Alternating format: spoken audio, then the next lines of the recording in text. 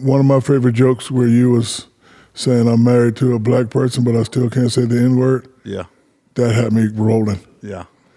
And for those who haven't seen it, here it is right here. I'm the only white person in my house. I hear the N-word every day, room to room. Just ding, ding, ding, ding, ding, ding, ding, ding, ding, ding, ding. I still can't say it. And I'm paying the goddamn mortgage.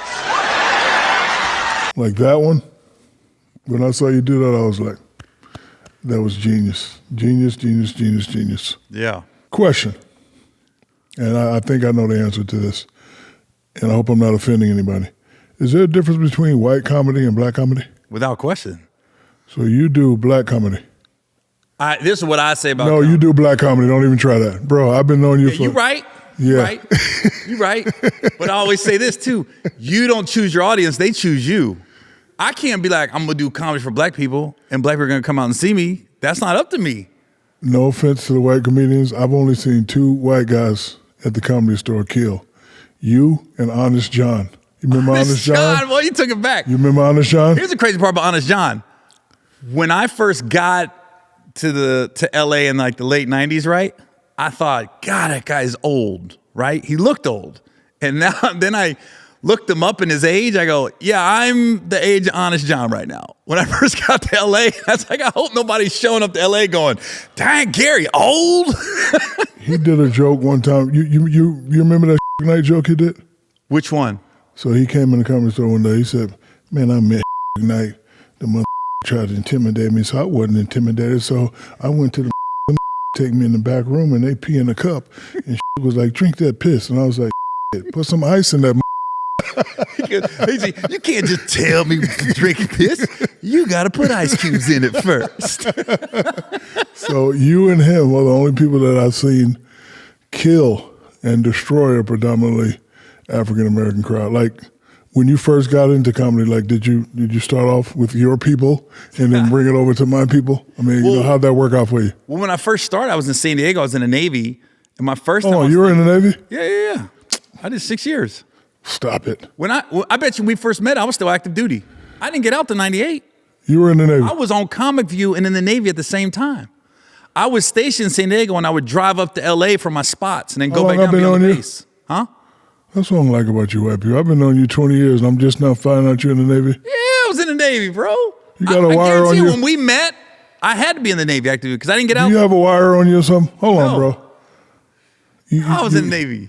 You were married to a young lady that used to work for me. Twism. Yes, at Twism. Yeah.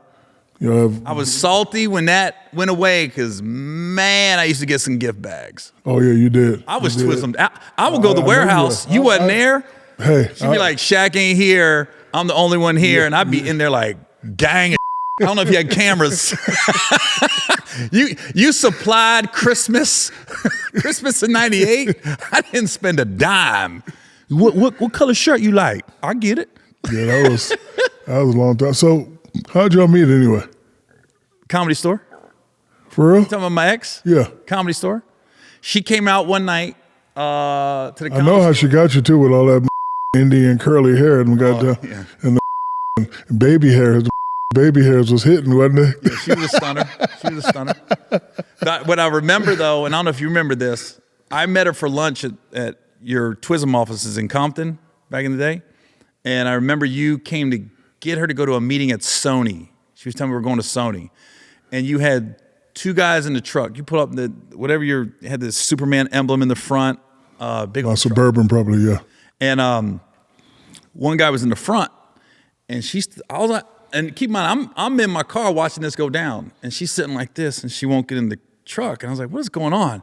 And then your dude got out and got in the back seat and she sat in the front. And I was like, so I called her that night. I go, what was going on when Shaq picked you up? She goes, his boy was in the front. His boy wasn't doing shit. And I said, you ain't treat me like one of your She was like, if you're going to take me to a meeting, I'm sitting in the front seat. Yeah, and she said, your boy was like, no, man, nah. And you was like, just get in the back. Yeah, just get in the back. She was like this. And then your boy got out like a little kid, slammed the door, got in the back seat. She did not hold her tongue. No one. Yeah, trust me. I know. Really? I tried to leave her 10 years ago. I was scared. You were scared? I asked her once, "Can we get a divorce?" She goes, "No, we ain't." I said, "I guess I'll stick this out there." Did you see what Pat Riley in the Miami Heat did? So apparently Eric Spoelstra has been going through a divorce.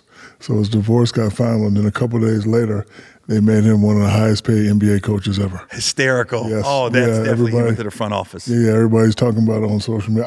I don't think they did that on purpose, but if they did, that's a hell of a chess move. That's where you go to the attorneys, and you've been through a divorce, I've been through a divorce, and you say, you put in the divorce, yeah, she's getting this amount, but she's not entitled to any future earnings. Right. That's what hey, I ain't saying, I'm just trying to help everybody with some game out here. You overpay, but then you know if something's coming down the pike, you say, this is it though. We Yep. divorce on January 1st, 2024. If that's the case, you say, that's it. That's it, Everything right? before that, you're entitled to, but everything after, we're good.